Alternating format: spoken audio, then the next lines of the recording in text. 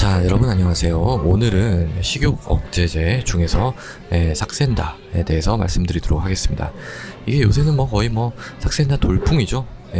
저한테도 이제 삭센다 어떠냐 이렇게 문의하시는 분들도 많고 그런데요.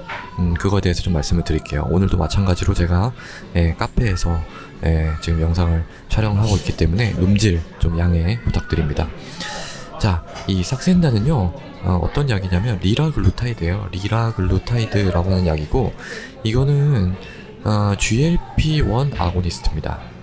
그러니까 GLP-1이라고 하는 거는 장에서 이제 음식물이 들어왔을 때 장에서 인슐린을 분비시켜가지고 이거 갖다가 우리 혈당을 잡는 그런 역할을 하는 놈이에요. 근데 그러니까 이게 당뇨병에 쓰이는, 원래 당뇨병에 쓰려고 개발이 됐죠. 그렇지만은 쓰다 보니까 이게 이제 뇌 쪽에 영향을 미쳐가지고 식욕을 억제하더라, 이런 이제 걸 발견을 했습니다.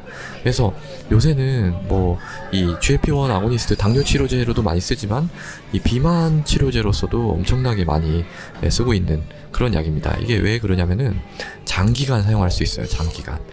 장기간 사용이 가능하고 부작용이 그렇게 크지 않습니다. 부작용이 크지 않다라는 그런 이제 장점이 있기 때문에, 장기간이라고 하면 어느 정도 되냐면 3년이에요. 3년. 3년 동안 써도 그렇게 크게 문제없이 사용할 수가 있다라는 거죠. 벨빙만 해도 2년인데 이게 제일 길어요. 그러니까 삭센다가 제일 깁니다. 근데 이제 불편한 건 이제 주사로 이제 해야 된다라는 이제 그런 불편감이 좀 있는 거죠. 근데 이제 주사도 사실 교육을 잘 받아서 하면은 이게 금방 할 수 있어요. 누구나 이제 그렇게 불편하지 않게 사실 할 수가 있습니다. 그래서 저 같은 경우에는요, 사실 쓸 수 있으면은 삭센다를 가장 추천을 드리고 싶어요. 그러니까 이게 원리적으로도 조금 더 다른 약에 비해서 조금 괜찮다고 저는 생각을 합니다. 왜냐면 펜터민 같은 건 노르에피네프린을 올리는데 노르에피네프린이라는 게 별로 그렇게 썩 좋지 않습니다. 그래서 단기간만 사용한다고 했죠. 펜터민 같은 경우에는.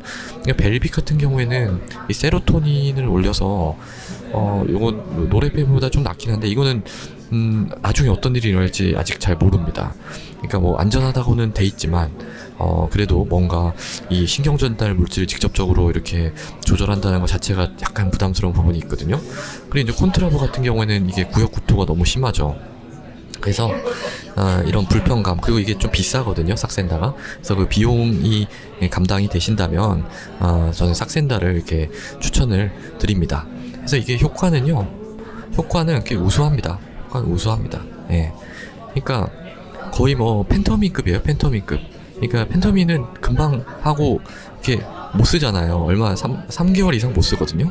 그 사이에 쫙 빼지 않으면 이걸 어떻게 계속 쓸 수가 없는데, 삭센다는 그렇지 않다는 거죠.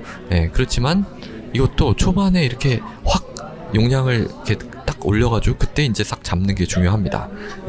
그리고 이제 살이 빠지고 나서 요요가 없이 유지가 되는 그런 확률이 높습니다. 그래서 되게 이제 좋죠. 그래서 초반에 체중이 빠질 때 용량을 싹 올려가지고 확실하게 이제 빼는 것이 중요하다라고 이제 할 수가 있습니다. 근데 이제 이게 문제가 뭐냐면, 첫 번째는요, 이게 반응이 있는 사람은 확실하게 있는데, 반응이 있는 분은 확실해. 근데 반응이 없는 분은 하나도 효과가 없어요. 그러니까 복불복입니다. 미리 알 수 있는 방법은 없고요. 이걸 해보는 방법밖에 없어요. 그래서 반응이 없고, 그런데 이제 계속 투여할 필요는 없죠. 그래서 그렇지만 반응이 있는 사람한테는 확실하게 효과가 있는 약이다 하는 거죠. 그다음에 두 번째는 구역질하고 구토입니다. 구역구토. 근데 이게 콘트라브만큼 심하진 않아요. 콘트라브 정도까지는 아니다. 그러니까 이건 원리적으로 이 GLP-1이기 때문에 이게 나온다는 건 장에 뭔가 있다라는 뜻이거든요.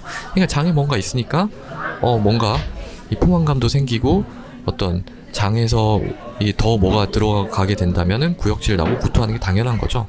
그렇기 때문에 이거는 조금 있을 수가 있는 거예요. 근데 버틸만 합니다. 이렇게 말씀 들어보면 버틸만 하는데, 그래도 간혹 이제 힘들어하는 경우가 있거든요. 그래서 이제 용량을 단계적으로 증량을 합니다.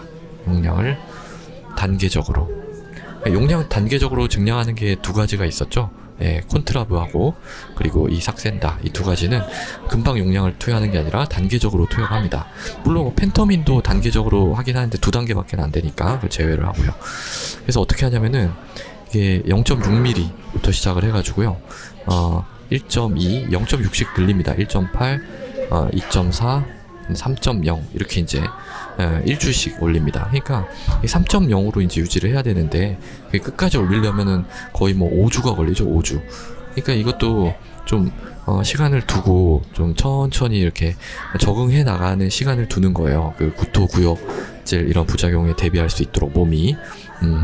그래서 이렇게 이제 증량을 해나가야 되는데, 우리나라 사람들도 성격 되게 급하잖아요. 그러니까 뭐, 한 1-2주 먹는 게 아니라 이건 주사를 맞았는데, 이 정도 맞으면 당연히 효과가 없죠. 왜냐면 이 용량이 올라가야 이제 효과가 나타나는 거거든요. 그러니까 요 정도 주사 맞고 나서, 아예 나는 그 주사 맞기도 힘든데 효과가 하나도 없다. 이제 이렇게 말씀하시는 분들이 있는데, 그건 용량이 올라가야지 정확한 효과가 평가가 가능하기 때문에 그런 거지, 이 약의 효과가 전혀 없기 때문에 그런 것이 아닙니다. 예. 물론 뭐 그분들이 약을 올려도 반응이 없는 분, 요 카테고리에 해당이 될 수도 있죠. 하지만 약을 일단 올려봐야지 알 수가 있다. 라는 겁니다.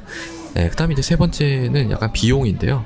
비용이 좀 비쌉니다. 그래서 이게 보통 이제 주사로 돼 있으니까 펜 하나에 한 10만원 정도에 이제 해당이 돼요.